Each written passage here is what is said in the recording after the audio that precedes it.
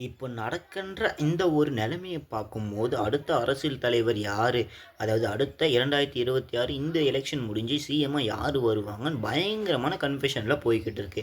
ஒரு பக்கத்தில என்ன நடந்திருக்குன்னா, ஏடிஎம்கே சைடு பார்த்தீங்கன்னா, ஸோ அவங்க எங்களுடைய தரப்புலருந்து எந்த ஒரு மக்களையும் நாங்க தரமாட்டோம். ஸோ அதாவது எங்ககிட்ட இருக்கிற எம்எல்ஏக்களே நாங்க யாருமே பார்த்து நாங்க உங்களுக்கு தரமாட்டோம்னு சொல்ற மாரி சொல்லிக்கிட்டு வராங்க. இன்னொரு பக்கத்தில டிஎம்கே என்ன பண்ணியிருக்காங்கன்னா, இன்னைக்கு கூட்டணி போட்டு ஸோ திருமாவளவன் அவர்கள் ஒரு சில கட்சிகள கூப்பிட்டு பார்த்தீங்கன்னா, ஸோ கூட்டணிய விட்டு நீங்க வெளிய போவாதீங்கன்னு பார்த்தீங்கன்னா, அவங்க சொல்லி இருக்கிறதா இருக்கட்டும். இன்னொரு பக்கத்தில பார்த்தீங்கன்னா, டிவிகேவோட கட்சி தலைவரா இருக்கிற விஜய் அவர்கள் ஆளுநர் கிட்ட போய் கேட்டுக்கிட்டு வரதா இருக்கட்டும். இந்த மாரி பல விஷயங்கள்லாம் நடந்துகிட்டு இருக்கு. அத பத்தி நான் உங்களுக்கு டீட்டெயிலா இந்த ஒரு வீடியோல சொல்றேன். நம்ம சேனலை நீங்க புதுசா வந்தீங்கன்னா சப்ஸ்கிரைப் பண்ணி வீடியோக்கு லைக் குடுத்து உங்க ஃப்ரெண்ட்ஸ் ஷேர் பண்ணிட்டு வாங்க. வீடியோக்குள்ள போகலாம். ஓகே. ரீசென்ட்டா அப்படி என்னதான் நடந்துகிட்டு இருக்குன்னு நான் உங்களுக்கு சொல்றேன். ஸோ வீடியோ பார்க்குற நீங்க மறக்காம ஒரே ஒரு லைக்க மட்டும் குடுத்துருங்க. அப்பதான் நமக்கு வீடியோ போடுறதுக்கு கொஞ்சம் மோட்டிவேட்டா இருக்கும். ஸோ மறக்காம குடுப்பீங்கன்னு நெனைக்கிறேன். அதாவது என்னன்னா, என்னதான் மெஜாரிட்டி காமிச்ச டிவிக்கே இருந்தாலும், ஸோ அவங்க கிட்ட பார்த்தீங்கன்னா, இன்னும் 5 தொகுதிக்கு 5 எம்எல்ஏக்கள் பார்த்தீங்கன்னா, அவங்களுக்கு தேவைப்பட்டுக்கிட்டு தான் இருக்கு. ஸோ அந்த எம்எல்ஏக்கள பார்த்து நம்ம மற்ற கட்சியில இருந்து தான் எடுக்க முடியும். அதத்தான் விஜய் அவர்கள் பார்த்தீங்கன்னா பண்ணிக்கிட்டு வந்தாங்க. ஸோ பேச்சுவார்த்தை நடத்திக்கிட்டு வந்தும் பார்த்தீங்கன்னா, இப்ப அவங்க எந்த ஒரு பதிலுமே சொல்லாம இருக்காங்க. ஸோ இது கொஞ்சம் நெகட்டிவ் பாயிண்ட்டா பார்த்தோன்னா விஜய் அண்ணனுக்கு இருந்துகிட்டு தான் இருக்கு. என்னதான் விஜய் அவர்கள் மெஜாரிட்டி காமிச்சிருந்தோம். ஸோ அவங்களுக்கு பார்த்தா ரீசென்ட்டா பாதுகாப்பு, கார் எல்லாம் பார்த்தீங்கன்னா குடுத்துருந்தாங்க.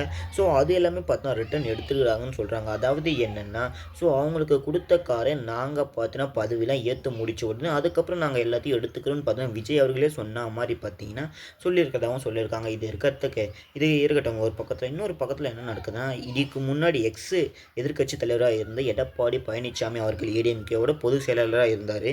ஸோ இப்போ அவங்க என்ன பண்ணியிருக்காங்கன்னா, திடீர்னு பார்த்தீங்கன்னா ஒரு 3 மணிக்கா பார்த்தீங்கன்னா ஆளுநர சந்திச்சு பேசியிருக்காங்க. ஸோ அவங்க என்ன பேசுனாங்க? என்னடா இது புதுசா என்னென்னவோ நடந்துக்கிட்டே இருக்கேன்னு பார்த்தீங்கன்னா, பயங்கரமான கன்ஃப்யூஷன்ல நடந்துக்கிட்டு தான் இருக்கு. நெக்ஸ்ட்டு என்னன்னா, திடீர்னு பார்த்தீங்கன்னா, டிஎம்கே பார்த்தீங்கன்னா, அவங்களுடைய கூட்டணி கட்சியில இருக்கிற எல்லாரையும் பார்த்தீங்கன்னா, ஒண்ணா கூப்பிட்டு பேசி, நீங்க கட்சிய விட்டு இப்போதைக்கு பார்த்தீங்கன்னா, வெளிய போக வேணான்னு பார்த்தா சொல்லியிருக்காங்க. இப்படி 2 கட்சியிலும் பார்த்தீங்கன்னா, மாத்தி மாத்தி தடை போட்டுக்கிட்டே இருந்தா, விஜய் அவர்களால எப்படி ஆட்சி அமைக்க முடியும்? ஸோ மெஜாரிட்டி காமிக்க முடியும். மெஜாரிட்டி காமிச்சாலும் பெரும்பான்மையை காமிக்க முடியாம, இன்னும் 5 எம்எல்ஏக்கள் இல்லாம பார்த்தா தவிச்சுக்கிட்டு வராரு. ஸோ இப்போதைய சிச்சுவேஷன பார்க்கும்போது, ஸோ அவங்க என்ன பண்ணுவாங்க தெரியல. கிட்டத்தட்ட 2 முறையா பார்த்தீங்கன்னா, ஆளுநர்கிட்ட பேசிட்டு வந்தும் பார்த்தீங்கன்னா, ஆளுநர் என்ன சொல்லிட்டாங்கன்னா, அதாவது பார்த்தீங்கன்னா கன்டென்ட் ரைட்டா சொல்லிட்டாங்க. அதாவது என்னன்னா, நீங்க 118 எம்எல்ஏக்கள நிரூபிச்சா மட்டும் தான் நாங்க உங்களுக்கு சைன் போட அனுமதிப்போம். நீங்க முதலமைச்சரா ஆக முடியும்னு பார்த்தா சொல்லிட்டாங்க. இந்த மாரி இருக்கும்போது எல்லார் கூடயும் பார்த்தீங்கன்னா, அவங்க பேச்சுவார்த்தையில தான் இருக்காங்க. யாருமே ஒரு ரெஸ்பான்ஸா பண்ணலன்னு தான் சொல்லணும். காங்கிரஸ் எப்படியோ பார்த்தீங்கன்னா, அவங்க ஜெயிச்ச அந்த 5 தொகுதிகள் 5 எம்எல்ஏக்கள பார்த்தீங்கன்னா குடுத்துட்டாங்க. கூடவே இருக்காங்க இப்போ. ஸோ ஆனாலும் பார்த்தா பேலன்ஸ் இன்னும் 5 பேர் தேவைப்படுது. ஸோ இதுக்கு என்ன பண்ண போறாங்கன்னு ஒண்ணுமே புரியல.